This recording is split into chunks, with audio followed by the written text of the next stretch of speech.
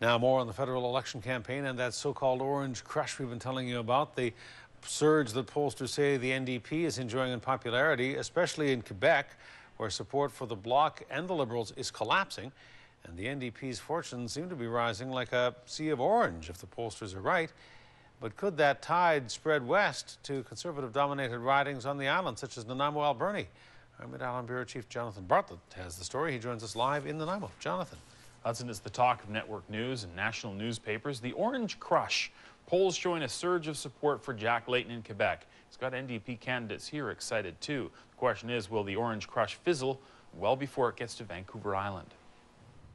You could say it's the heart of the Nanaimo-Alberni riding. Parksville, with its higher-than-average seniors population, also has a higher-than-average voter turnout. Are you going to be voting? Yeah, I am.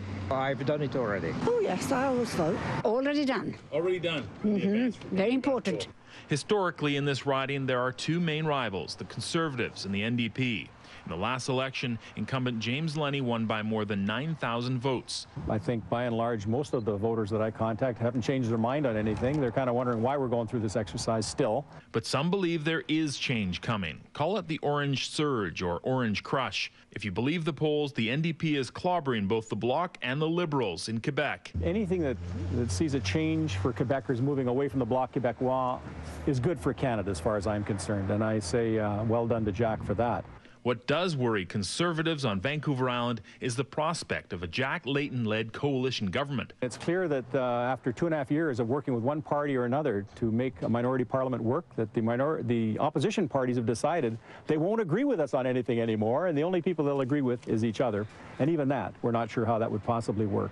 Meanwhile, over at their campaign office, Zeni Maartman is rubbing her hands together, looking forward to election night. She believes this orange crush is not just a Quebec phenomenon. It's coming west. We're building momentum on a weekly basis. We're attracting more people into our campaign that have said they're disillusioned with our riding and the representation here. And Maartman says with enough NDP seats, a coalition led by the NDP is no longer out of the question. We want Parliament to work for Canadians. Ottawa is broken and we need to fix it. If it takes a coalition to get things done, then it takes a coalition. We're ready to govern. We're ready to see Prime Minister Jack Layton lead our country. Not everyone in Parksville likes that idea. We lived under Bob Rae in Ontario under an NDP government, and I do not want to see Jack Layton or any member of the NDP run this country. You heard the orange crush. Do you think that'll have any effect in this riding? I think it could. I kind of hope it could. Yeah.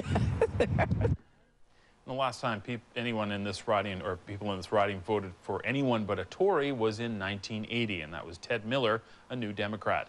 In the last election, the Green Party beat the Liberals by almost 2,000 votes. That might or might not change this time around with Renee Miller as their candidate.